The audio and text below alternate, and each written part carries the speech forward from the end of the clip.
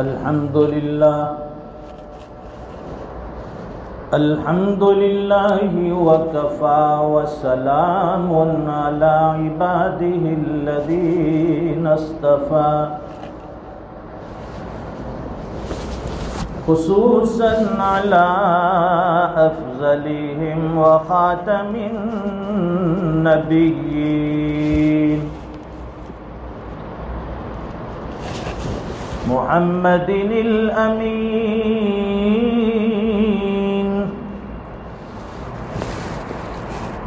وعلى آله وصحبه أجمعين أما بعد فأعوذ بالله من الشيطان الرجيم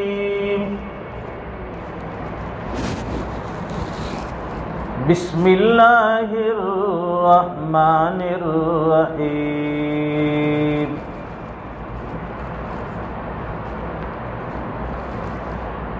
يا أيها الذين آمنوا استعينوا بالصبر والصلاة إن الله مع الصابرين صدق الله العظيم وصدق رسوله النبي الأمي الحبيب الكريم ونحن على ذلك لمن الشاهدين والشاكرين والحمد لله رب العالمين اللهم صل على سيدنا ومولانا محمد وعلى آل سيدنا محمد وبارك وسلم. بزرگوں اور دینی بھائیوں،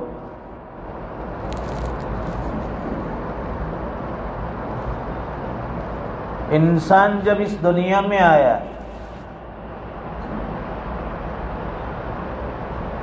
اور اس کائنات کے رنگ و بو نے اس میں بسیرا کیا، ظاہر ہے کہ انسان کی بہت سی ضرورتیں ہیں، ان ضرورتوں کو پورا کرنے کے لیے اسے محنتیں کرنی ہیں. ہر ضرورت کے پورا کرنے کے پیچھے محنتیں درکار ہے، اور پھر مختلف حالات سے، مختلف پریشانیوں سے، الگ الگ طرح کی مصیبتوں سے بھی اس کو پھر گزرنا پڑتا ہے. دنیا میں خوشی بھی ملتی ہے، غم بھی آتے ہیں، راحتیں بھی ملتی ہے، پریشانیاں بھی ساتھ چلتی ہے. کبھی خوشی ملی، چند دنوں کے بعد پھر کبھی پریشانی آتی ہے. کبھی حالات سازگار ہوتے ہیں تو کبھی مصیبتیں دستک دیتی ہیں. یہ روزانہ کا معمول ہے، اور ہر انسان کی زندگی میں اتار چڑھاؤ آتا ہے. ان سارے حالات میں رہتے ہوئے، مصیبتوں کا سامنا کرتے ہوئے وہ اپنی زندگی گزارتا ہے، آگے بڑھتا چلا جاتا ہے. اگر آدمی حالات دیکھ کر رک جائے وہ ترقی نہیں کر سکتا. پریشانی دیکھ کر گھبرا جائے وہ کبھی آگے نہیں بڑھ سکتا. تو حالات بھی آئیں گے، تکالیف بھی آئے گی، پریشانیاں بھی آئے گی، مصیبتیں بھی آئے گی. لیکن نہ یہ حالات ہمیشہ کے ہیں، نہ پریشانی ہمیشہ کی ہے، نہ مصیبتیں ہمیشہ کی ہے۔ ہمت کر کے آدمی جب آگے بڑھتا ہے، آگے چلتا ہے، حالات کھلتے جاتے ہیں۔ سڑک سے گزرنے والا آدمی راستے کو دیکھتا ہے، جب وہ دور نظر کرتا ہے تو اسے معلوم ہوتا ہے کہ آگے درختوں کی گھٹا بنی ہوئی ہے، راستہ بند ہے۔ لیکن جب وہ آگے بڑھتا ہے تو وہ چیزیں کھلتی جاتی ہے، راستہ سامنے ہے، کوئی رکاوٹ نہیں۔ حق تعالی شانہ نے دنیا کے حالات بھی ایسے بنائے ہیں کہ آتے ہیں جاتے ہیں، تکالیف پریشانیاں یہ ہمیشہ نہیں رہتی، یہ مصیبتیں کبھی آتی ہیں کبھی چلی جاتی ہے۔ اور قرآن کریم میں اللہ فرماتے ہیں وَلَنَبْلُوَنَّكُمْ بِشَيْءٍ مِّنَ الْخَوْفِ وَالْجُوعِ وَنَقْصٍ مِّنَ الْأَمْوَالِ وَالْأَنفُسِ وَالثَّمَرَاتِ۔ اللہ کی طرف سے ارشاد ہے، قرآن کریم کا اعلان ہے کہ ہم مختلف چیزوں کے ذریعے تمہیں آزمائیں گے۔ دنیا میں امتحانات دیے جائیں گے، پریشانیاں بھی آئے گی، دکھ بھی پڑیں گے، مصیبتیں آئے گی، غم بھی ملے گا۔ یہ ساری چیزیں آزمائش کی ہے، اللہ کی طرف سے امتحان ہے ایمان والے بندوں کے لیے۔ وَلَنَبْلُوَنَّكُمْ بِشَيْءٍ مِّنَ الْخَوْفِ وَالْجُوعِ، ہم کبھی ڈر کے ذریعے تمہیں آزمائیں گے، خوف کے ذریعے آزمائیں گے، طرح طرح کے خوف اور ڈر یہ ہمارے دل میں پیدا ہوتے رہتے۔ کبھی جان کا خوف ہوگا، کبھی مال کا خوف ہوگا، کبھی عزت کا خوف ہوگا۔ دل میں ڈر ہوتا ہے، آدمی بے چین ہوتا ہے، پریشان ہو جاتا ہے، نہ معلوم میرے ساتھ یہ حالات کیوں آتے ہیں۔ یہ ڈر انسان کو جینے نہیں دیتا، یہ ڈر انسان کو پینے نہیں دیتا، یہ ڈر انسان کو رہنے نہیں دیتا۔ حالات اس کے ساتھ چلتے ہیں، خوف ہے ہر طرح سے، کہیں ڈر ہے کوئی جان پر حملہ نہ کر دے، کبھی خوف ہوتا ہے کہیں مال نہ چلا جائے، کہیں خوف ہوتا ہے کہ میری میراث نہ چلی جائے، جاگیر نہ چلی جائے، پراپرٹی نہ چلی جائے، انسان کے دل میں ڈر ہوتا ہے۔ آج بھی ایمان والوں کے دل میں ڈر بیٹھا ہے کہ بھئی فلاں جگہ سے حالات آئیں گے، کہیں ہماری سنوائی نہیں ہوتی، کہیں ہمارا ساتھ نہیں ملتا۔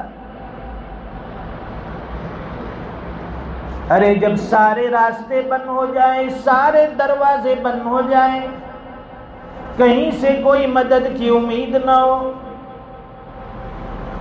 کہیں سے کوئی راستہ اور حل نظر نہ آئے، تو پھر ایک اللہ کی طرف متوجہ ہو جاؤ۔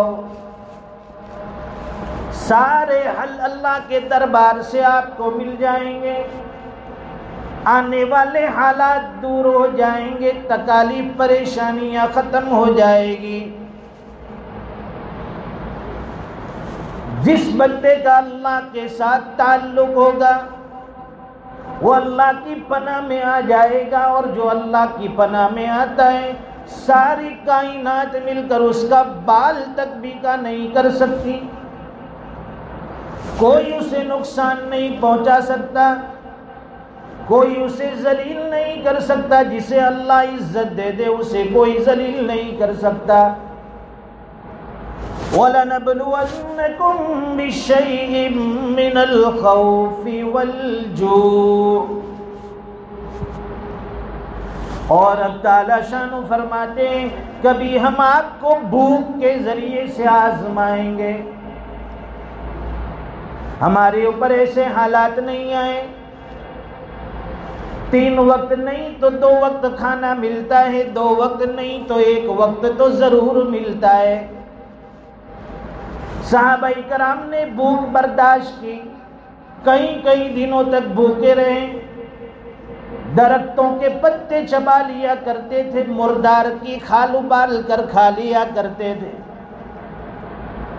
حضور پاک صلی اللہ علیہ وسلم نے خود امت کو تعلیم دی، اور آپ کی زندگی اٹھا کر دیکھیے، دین کی محنت کے لیے آپ کو آزمایا گیا، صحابہ کرام کو آزمایا گیا، اللہ کا کلمہ بلند کرنے کے لیے انہوں نے کیسے حالات برداشت کیے۔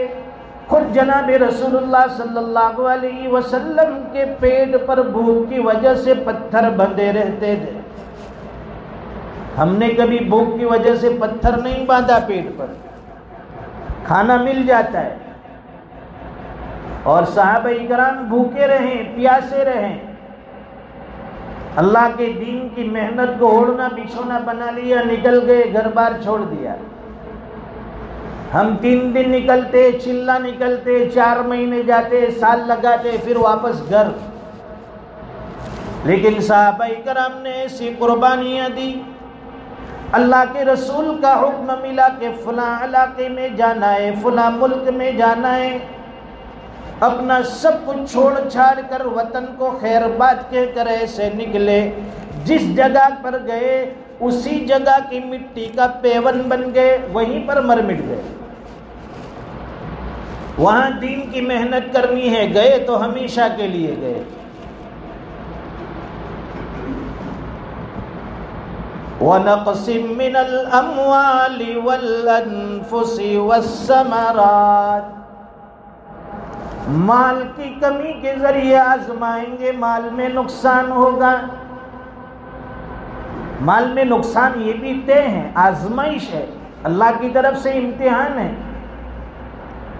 آدمی کے پاس جب مال آتا ہے تو بڑا خوش ہوتا ہے، اللہ کا خوب شکریہ ادا کرتا ہے، نمازیں بھی پڑھتا ہے، شکرانے کی دعائیں مانگتا ہے کہ اللہ میرا تو جیک پاٹ لگ گیا، امید نہیں تھی، وہاں سے مال مل گیا۔ اور جب اسی مال کے چلے جانے سے اللہ اسے آزماتے ہیں، ناراض ہوتا ہے، واویلا کرتا ہے، شکوے شکایتیں کرتا ہے، ہائے ہائے میرا مال چلا گیا، لیکن اللہ کی مشیت کو بھول جاتا ہے کہ جس رب کریم نے تجھے مال دیا اسی رب کریم نے تجھ سے مال لے بھی لیا۔ والانفس، اور جان کی قربانی دینی پڑے گی۔ صحابہ کرام نے اللہ کے راستے میں جان کی قربانیاں دی۔ خود حضور پاک صلی اللہ علیہ وسلم کے دندان مبارک بھی شہید ہوئے، جسم لہو سے تربتر ہو گیا، نالین اور جوتیاں لہو سے بھر گئی۔ حضور پاک صلی اللہ علیہ وسلم فرماتے ہیں، اللہ کے راستے میں دین کی محنت کرتے ہوئے جتنا مجھے آزمایا گیا، جتنی مجھے تکلیفیں پہنچی، کسی نبی کو اتنا آزمایا نہیں گیا۔ ہم ہاتھ پر ہاتھ دھرے بیٹھے ہیں، کرنا کچھ نہیں ہے، اور حالات کے سازگار ہونے کا انتظار کرتے ہیں، اور ان ساری مصیبتوں کے بعد حق تعالی شانو فرماتے ہیں وَبَشِّرِ الصَّابِرِينَ،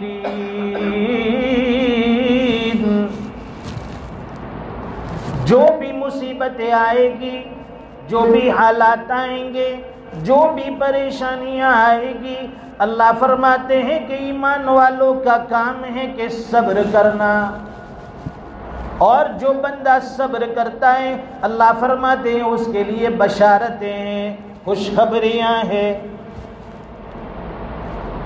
ہمیں تو جلد بازی، یہ حالات آئے اور یہ چلے گئے، اس لیے دعائیں مانگتے ہیں، اے اللہ میرا فلاں کام کر دے، فلاں ضرورتیں پوری کر دے، پھر شکوے کرتے ہیں کہ ہماری دعائیں قبول نہیں ہوتی۔ چاہتے ہیں کہ ادھر دعا مانگی اور ادھر قبول ہو جائے۔ ایک بندے نے اللہ سے دعا کی اور شکوہ کیا، اے اللہ میری دعا تو فوری طور پر قبول کیوں نہیں کرتا؟ جواب ملا کہ میرے بندے تیرے گناہوں پر فوری سزا بھی تو میں تجھے نہیں دیتا۔ گناہوں کے اوپر پکڑ نہ ہونا یہ بھی اللہ کی طرف سے ہمارے لیے ایک رحمت ہے، ورنہ ہمارے گناہ اتنے گھنونے ہیں، ہماری لغزشیں اور معصیات اتنے بڑے بڑے ہیں، کہیں زمین کو حکم دے کر دھسا دیا جائے، کہیں آسمان کو حکم دے کر آگ کی بارش برسا دی جائے،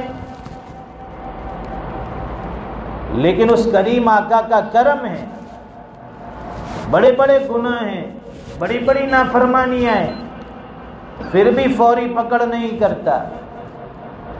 اے بندے اگر تیرے گناہ سمندر کی جھاگ کے برابر ہیں، اگر وہ گناہ لے کر تو میرے دروازے پر آئے گا، میری رحمت اس سے زیادہ وسیع ہے۔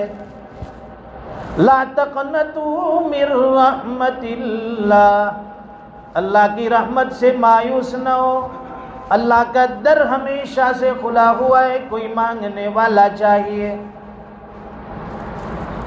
ان الذین آمنوا وعملوا الصالحات، ایمان والے بندوں کے لیے، اعمال صالحہ کرنے والے بندوں کے لیے اللہ نے کامیابی کے وعدے کیے ہیں۔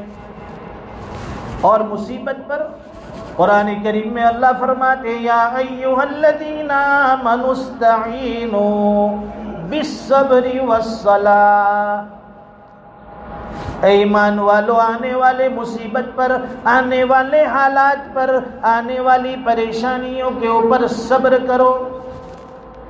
استعینوا بالصبر والصلاۃ، اللہ سے صبر کے ذریعے، نمازوں کے ذریعے اعانت اور مدد طلب کرو۔ حالات آتے ہیں، ہم لوگ راستہ تلاش کرتے ہیں کہاں سے حالات کھل جائے۔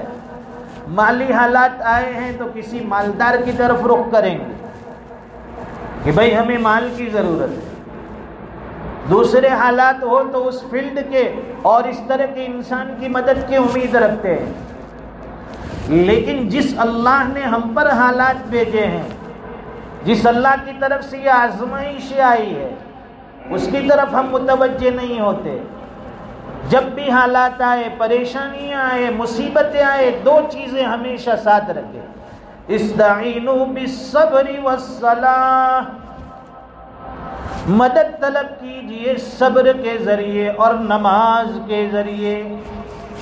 یہ نماز ایسی عبادت ہیں، اس کے ذریعے بڑے بڑے حالات دور ہو جاتے ہیں، بڑی بڑی مصیبتیں ختم ہو جاتی ہے، پریشانیاں چٹکی میں چلی جاتی ہے۔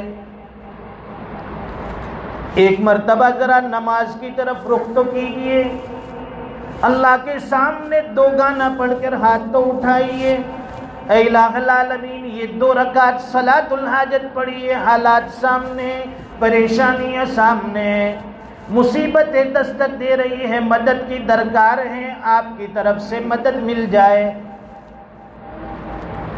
ضرور آپ دیکھیں گے کہ اللہ کی طرف سے مدد اترتی ہوئی نظر آئے۔ ہم پریشانی میں گھبرا جاتے ہیں، کیا کرنا ہے کچھ سمجھ میں نہیں آتا، ارے جلدی سے وضو کیجئے، 2 رکعت مصلی پر کھڑے ہو کر پڑھ لیجئے، اللہ سے مانگ لیجئے۔ بڑے سے بڑا کام ہو، کتنا بھی بڑا حاکم ہو، کتنا بھی بڑا سامنے افسر ہو، 2 رکعت صلاۃ الحاجت پڑھ کر جائیے، اللہ تعالیٰ چاہے سامنے ظالم اور جابر حاکم ہوگا، افسر ہوگا، اس کے دل میں بھی آپ کی عظمت، آپ کی محبت اور آپ کی شفقت ڈال دے گا۔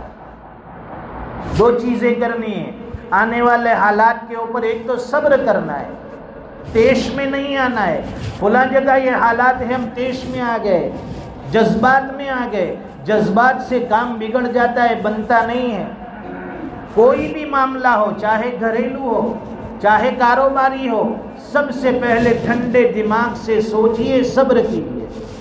بیوی کے ساتھ جھگڑا ہوا گھر میں، فوراً فیصلہ کر لیا، یہ کرنا ہے وہ کرنا ہے، خسر کو فون کیا، سالے کو کیا، اس کو لے جائیے، میرے گھر میں نہیں چاہیے۔ ارے جلد بازی سے کام بگڑتا ہے، جذبات سے کام بگڑتا ہے، ٹھنڈے دماغ سے سوچیے۔ لوگ پوچھنے کے لیے آتے ہیں کہ بھائی مفتی صاحب میں نے غصے میں 3 طلاق دے دی، اب کوئی راستہ؟ کہ میرا ارادہ تو نہیں تھا لیکن غصے میں 3 طلاق دے دی۔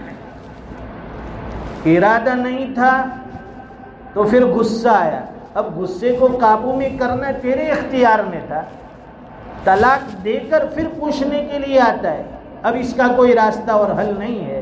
اس لیے ہمیشہ صبر کیجئے، اپنے دماغ کو ٹھنڈا کیجئے، ٹھنڈا پانی پیجئے، پھر آدمی کو سمجھ میں آئے گا کہ میرے لیے بہتری کس میں ہے۔